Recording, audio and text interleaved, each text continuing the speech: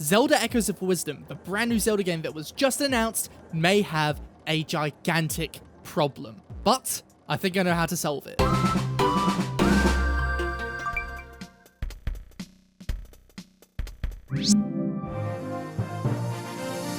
Welcome everyone back to Mood News. How are you guys doing? What do you think of that direct? Pretty great, right? Well, I loved it. And I think some of my biggest highlights were obviously Mario and Luigi, Mario Party, what's it called? Jamboree, Metroid Prime 4, and of course, the brand new Zelda Echoes of Wisdom.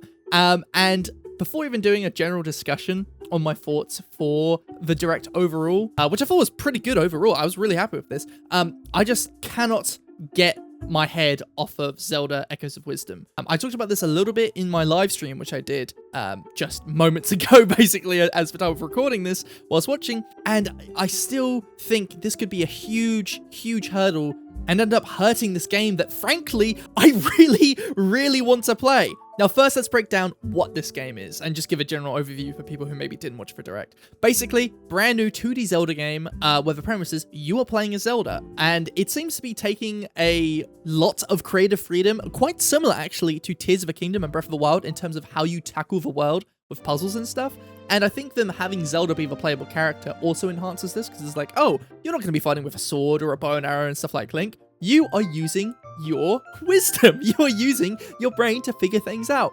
And the main way of doing this is with the Tri-Rod, given to you by, I'm assuming, your fairy named Tri. Bear in mind also, this design of this fairy, obviously it's not like Navi or anything. It's not like the traditional fairy. And I like that. The design of this character looks really cool. But that's besides the point. Yeah, you're exploring the world and using your main staff, or whatever the tri wand. Is that what it's called? Did I just forget it off the top of my head? I'm so excited. I'm so jittery. I might have already forgotten it. But the Tri-Rod. That's what it's called. The Tri-Rod. Not the Tri-Wand. The Tri-Rod. And basically, this lets you copy enemies, items, and place them within the world and use them within the world. It doesn't seem like there's any limits in terms of how often you can do it, and that doesn't seem to be a problem. I think even if this is like unlimited and you can spam items or whatever, or maybe you can just use like 10 at a certain time so the game doesn't crash or something, that doesn't seem like a problem to me.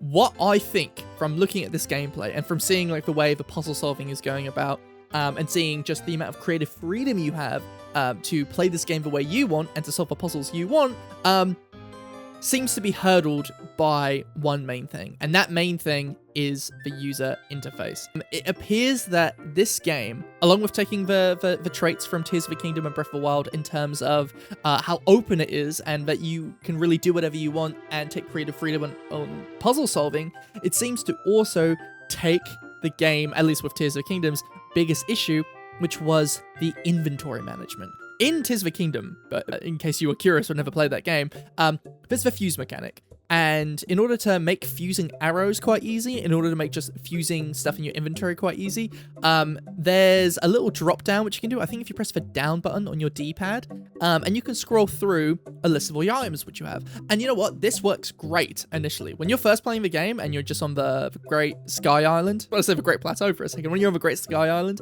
and you don't even have that many items. Like, you might just pick up a couple jellies here, a couple of this here, boom, boom, boom, boom, boom. It's very intuitive to scroll through it. You have abilities to sort your items and stuff. You can do it by what you use the most, by type, a bunch of stuff. But as you play the game, at least I found this, and I think a lot of players found this as well, you just have so many items in your inventory and no way to quick sort them, where it just becomes a huge pain, and you're spending half of your time in battles, if you're quickly swapping out items and stuff, sorting to try and find the right thing for the job. And it's a real shame, because also a lot of these items might do the same thing in a lot of ways, or some might be more important than others, but it's just really tedious when it gets to ruining the game's pacing. Because already with those Zelda titles, I think one of the biggest issues with them is constantly going into your pause menu, eating some hearts, or, eating some hearts, what am I saying? Eating some food to get your hearts back up and stuff like that. And it's sort of annoying, because I feel like Tears of the Kingdom and Breath of the Wild are fantastic titles, but there's always, you're spending way more time than you would like in the menus of that game. And unfortunately, I think the same thing's going to happen here. And it's because it has the exact same layout. This apparently has unlimited items, or a crazy amount of items, according to Enuma. And they're using the same system for sorting through them all. And I just think, how, when you're making a game focused on purely collecting items and using those items throughout the world, how could you not go with a more ergonomic and efficient system than a long list which you can just sort through with a few options?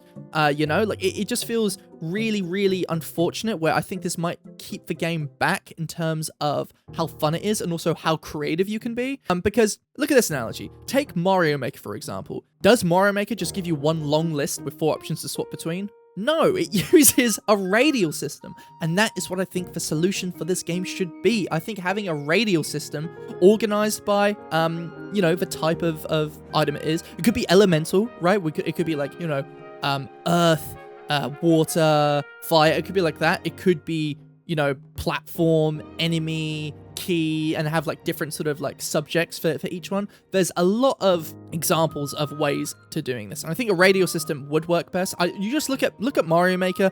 I probably have Mario Maker footage in the back. If you see how Mario Maker building is in Mario Maker 2 with a radial system, it's perfect for this game. And you know what? I feel like if this game had that system, people might compare it more to like a Zelda Maker almost. Like it has the mechanics of that, but you're in a world. It's almost like the Zelda team's answer to a Zelda Maker. We're like, oh, well, we're not going to let you just create your own world, but you can use all these tools to sort of create your own ideas within this world and challenge it within this world. I think it's like a very, very creative system where, you know, you're using like the part of your brain which you would usually use during like a Mario Maker game or like a city builder game, but in like an adventure setting. That's like, oh, it feels like genius. I feel like this game is gonna be incredible, but I feel like so much of it you'll be stuck in the menus, and then you won't even bother using extra time to be creative. Because even if you look at Tears of the Kingdom for an example, so many people didn't take advantage of all the crazy stuff you could do with the Zonai ruins because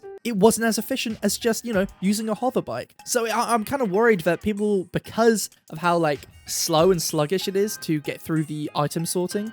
This is all saying, by the way, that, you know, this is going with the intention of looking at this gameplay and saying, okay, there is none of that going on, you know what I mean? Because honestly, who knows? They might have this radial system or a better system in place for us to, you know, get this sorted, get this going. And then we have nothing to worry about. We would just have the perfect Zelda game that takes all the creative ideas and stuff. But I really feel like as soon as people find out what the most efficient way to playing this game is, people won't be bothered to sorting through all those items and all that stuff. And it seems like there's a note system. Like if you look at the pause menu and they pause, there's a little like note section. So maybe it's similar to the catalog in or like a Pokedex, where you can, you know, see a bunch of stuff and organize it through that. But I really think a radial system would just make this game perfect and really let you be creative, because humans naturally don't like having their time be wasted, or they want to do things as efficient as possible. We like being lazy.